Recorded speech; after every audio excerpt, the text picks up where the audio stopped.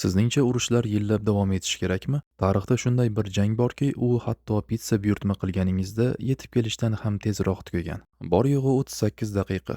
1896-yil 27-avgust. Buyuk Britaniya va Zanzibar sultonligi o'rtasida nizo chiqdi. Britaniya qo'shinlari sulton saroyi oldiga harbiy kemalarni olib kelib, qat'iy talab qo'ydi. Taslim bo'ling. Sulton esa bunga rad javobini berdi. Ertalabki soat roppa-rosa 9 da Britaniya kemalari o't ochishni boshladi. Saroy bir zumda olov ichida qoldi. Sultonning bittagina eskirgan kemasi esa dengiz tubiga g'arq bo'ldi. Oradan atigi 38 daqiqa o'tib, soat 9:38 da saroydagi bayroq tushirildi va urush rasman yakunlandi. Natija esa hayratlik. Britaniya tomonida atigi bitta askar yaralandi.